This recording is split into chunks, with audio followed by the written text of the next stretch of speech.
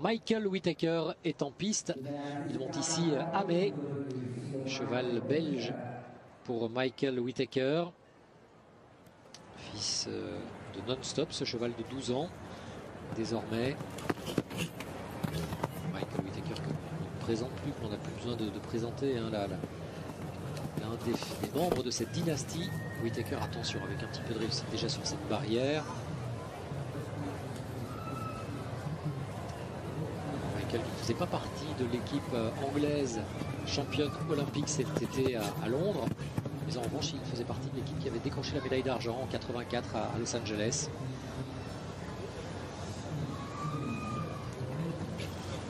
Trois titres de champion d'Europe par équipe également dans les années 80. Un des cavaliers qui gagne le plus, évidemment au cours d'une saison. Michael.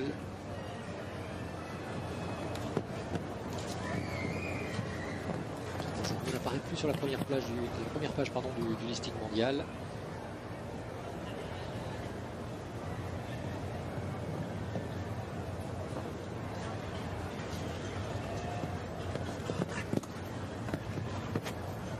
On est 25e. Allez, un petit point de pénalité seulement. Il est bien parti pour le moment, Michael Whittaker. Il prend son temps. Il va certainement s'exposer, c'est chose faite d'ailleurs, à un deuxième point de pénalité pour temps dépassé. Mais il est parvenu à y aller sans faute. Il n'a pas brusqué. Ah, mais il savait qu'il y avait évidemment pas mal d'enjeux financiers. Et qu'avec son petit point de toute façon de pénalité, un deuxième point, c'était pas bien grave.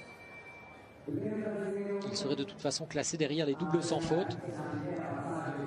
Michael Whittaker qui a terminé deuxième à 2 reprises cette année de manche du Global Champions Tour.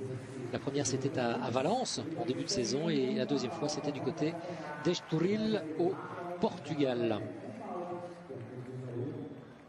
Un Français que l'on va suivre également avec beaucoup d'attention, c'est bien sûr Olivier Guillon, l'un des cavaliers les plus talentueux de sa génération, qui est ici avec son meilleur cheval, Lord de Thèse, son hongre de 13 ans, ce fils de Donald Rouge.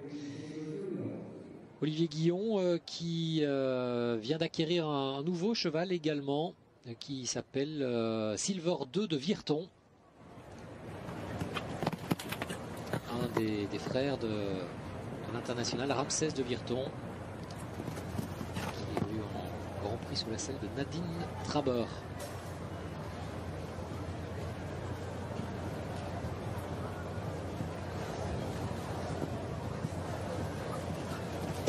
Des Coudrettes qui a acheté ce cheval pour Olivier Guillon.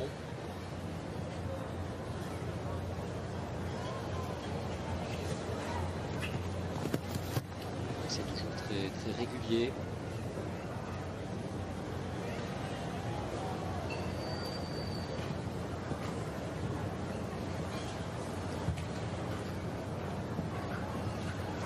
Attention, on vous le rappelle, il est sans faute au départ de cette deuxième manche.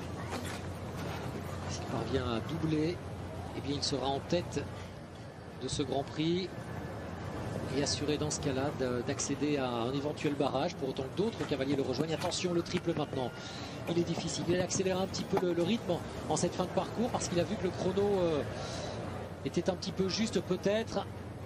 Attention, dernière difficulté, ça va passer dans le temps pour Olivier Guillon, oui. Oh là là, il montre du doigt Lord de Thèse et ça y est, il est le premier cavalier à réussir le double parcours sans faute. Tout ça dans le temps, je vous le disais.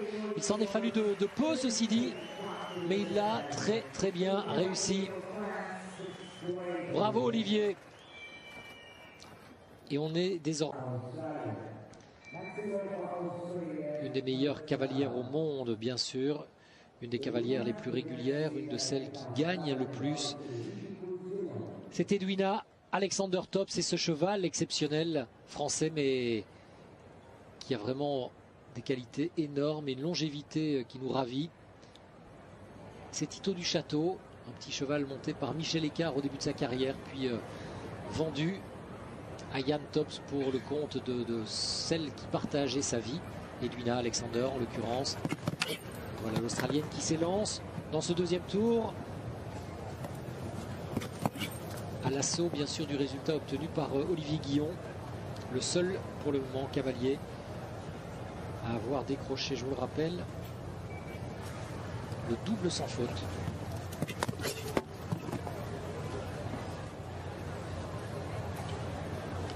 Edwina Alexander, 10e cavalière mondiale.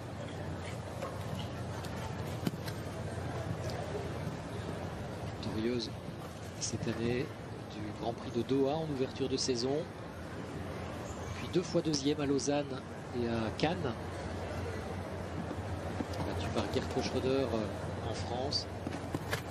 Et dominée par Laura Kraut au bord du lac Léman.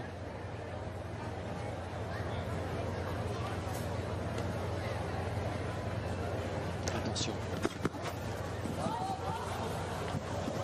Elle est passée, oui.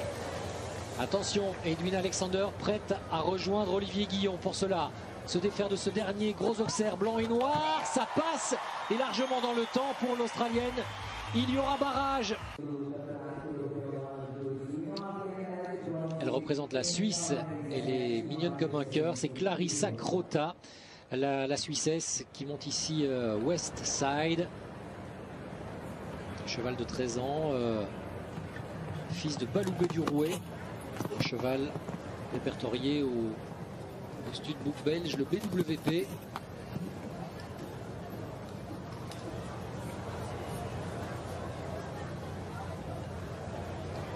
Elle peut rejoindre Olivier Guillon et Edwina Alexander.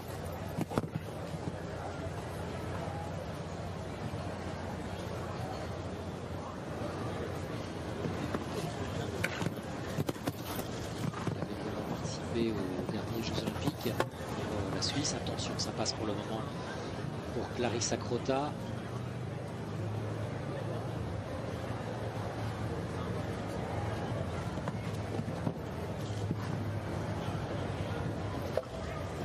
Sur la Tessinoise, toujours sans faute pour le moment.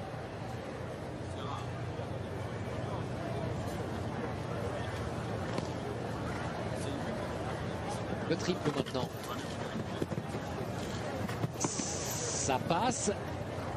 Ça passe pour Clarissa. Elle qui faisait déjà partie de l'équipe suisse, championne d'Europe à Windsor en 2009. Et bien ça y est, elle se qualifie elle aussi pour le barrage. Un barrage pour le moment majoritairement féminin avec Clarissa Crota, Edwina Alexander et quand même pour représenter la jante masculine, eh bien notre ami Olivier Guillon. Ah.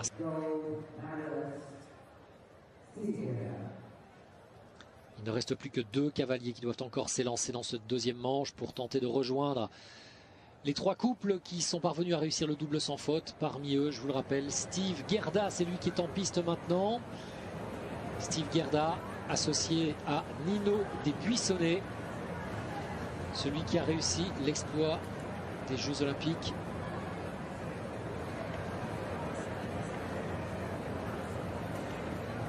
Cavalier jurassien, bien sûr.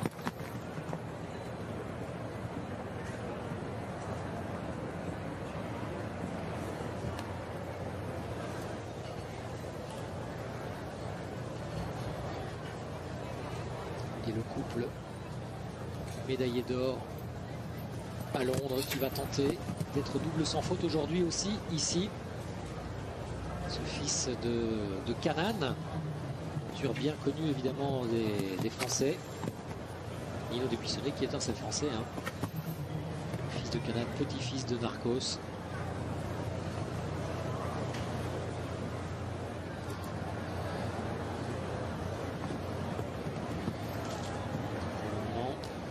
Ça se passe plutôt pas mal pour Steve Gerda.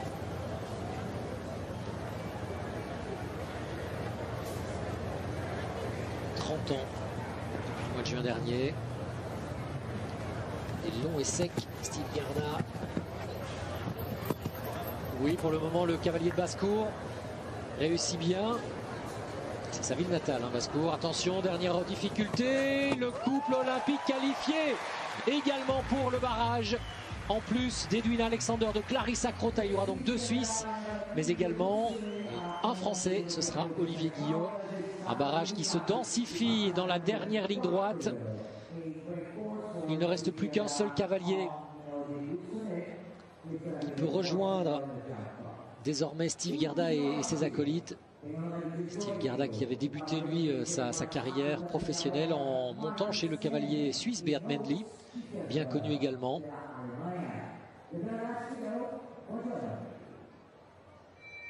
Et le dernier cavalier à s'élancer, je vous le disais, c'est tout simplement Marcus Henning. Marcus Henning, le plus beau cavalier en selle certainement. Ancien numéro 1 mondial durant de très nombreux mois. Avec un palmarès assez incroyable. 3 victoires en finale de la Coupe du Monde. L'année en 2003, 2006 et 2010. 3 titres de champion d'Europe par équipe. Également 2 titres de champion du monde avec l'équipe d'Allemagne et une médaille d'or olympique en 2000 à Sydney.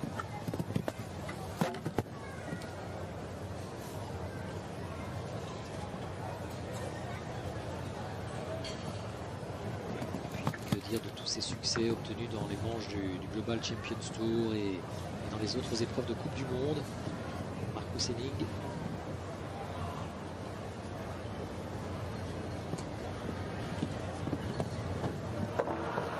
Aïe aïe aïe, il commet une faute Henning et cette fois-ci il ne parviendra pas à dribbler dans la dernière ligne droite, à dépasser dans la dernière ligne droite celui qui était à la lutte avec lui pour le gain du Global Champions Tour. C'était Marco Kutscher il y a 2 saisons. Et cette fois-ci Henning, 18e seulement du classement provisoire, ne sera pas là.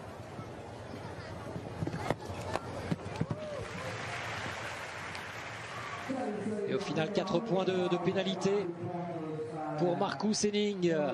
L'animation que l'on attendait, la voici. On démarrera donc, je vous le disais, sur ce gros Auxerre. On ira chercher un vertical à 1,50 m, virage à droite pour aller chercher la ligne du triple de tout à l'heure, qui devient un double vertical Auxerre. 1,55 m en entrée, 1,52 sur 1,60 ensuite. On ira chercher à gauche l'obstacle numéro 2 de tout à l'heure que l'on passera dans l'autre sens. Dans la foulée, le 1 de tout à l'heure, que là aussi on reprendra en sens opposé. Gros Auxerre, et puis le dernier virage et la dernière galopade qui fera peut-être la différence pour aller le long des tribunes. Franchir l'obstacle vertical numéro 6, 1,60 m de haut. Voilà le barrage que vous proposent Luc Musette et Guy Hermé.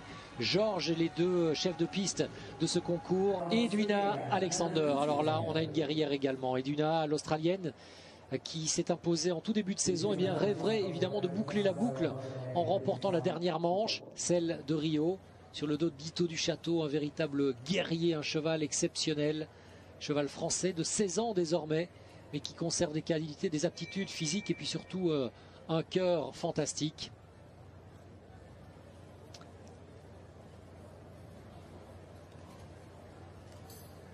Alors est-ce que l'Australienne peut réussir cette incroyable performance de décrocher la victoire dans la dernière épreuve de la saison du Global Champions Tour et de s'adjuger le classement final, parce que on vous le rappelle, au classement, eh bien, elle n'a plus le moindre adversaire capable de la remonter.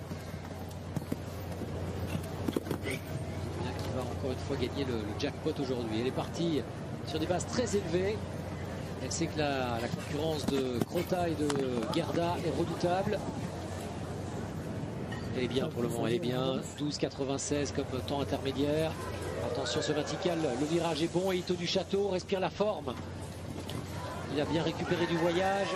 Dernier virage, elle est toujours sans faute. Edwina, allez, lancer le petit cheval de loin si c'est possible et ça passe sans faute exceptionnelle. Chrono en 35 secondes et 16 centièmes.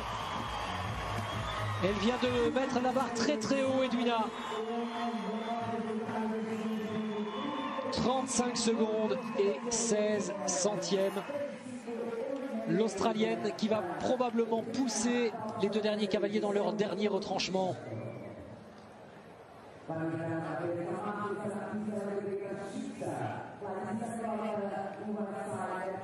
Elle est tout simplement géniale hein, quand elle est comme ça.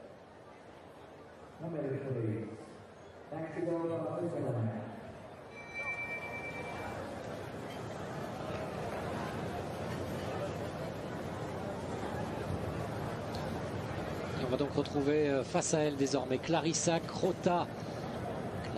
Clarissa Maria Crota Barogno de son vrai nom. Cavalière de 34 ans désormais. Qui a décroché la médaille d'or au championnat d'Europe de 2009 avec l'équipe de Suisse. Qui sait désormais le chrono qu'elle doit battre. 35 secondes et 16 centièmes, je vous le rappelle. Oh, c'est pas mal pour Clarissa. Elle est toujours en course. 35-16, allez, ne pas perdre de temps. Elle va être battue au chrono. Elle est battue. D'un peu plus d'une seconde et demie. Bravo à Clarissa Crota, merveilleuse cavalière qui termine ici sans faute ses 3 parcours du jour.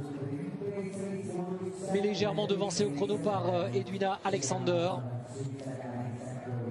La victoire sera australienne ou suisse parce que le dernier cavalier qui va devoir s'élancer maintenant, ce sera tout simplement le champion olympique en titre, ce sera Steve Gerda.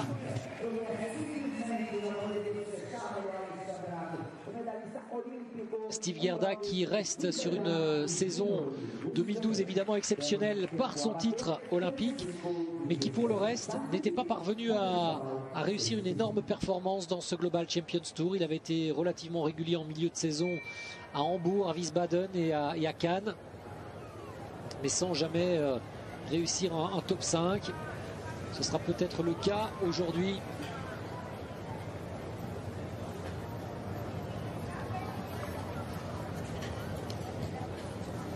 Allez, c'est parti pour le couple champion olympique en titre avec Nino Desbuissonnet. Ce cheval, c'est le français. Quoi qu'il arrive aujourd'hui, eh bien la victoire sera remportée par un cheval français. Puisque Ito du Château est évidemment un cheval français. C'est lui qui est en tête provisoirement. Et que Nino Desbuissonnet l'est aussi.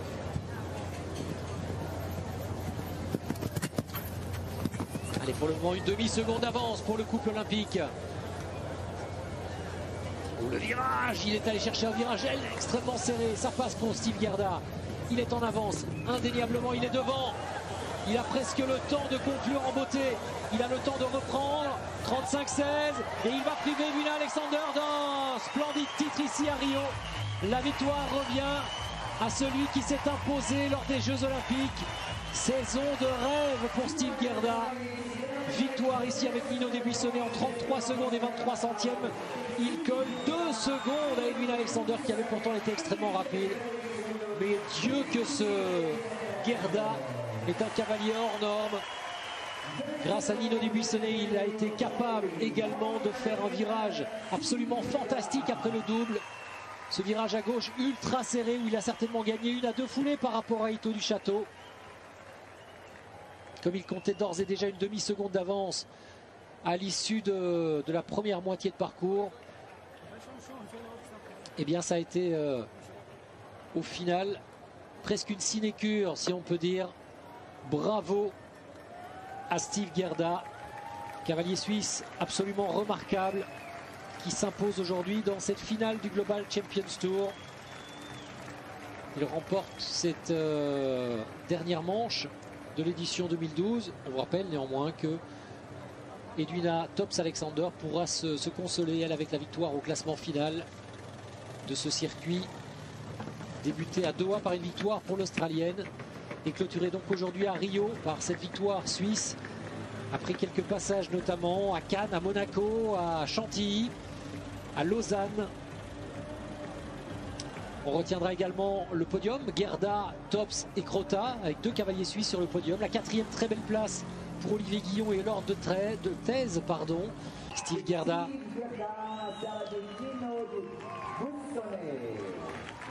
Qui vient de s'imposer.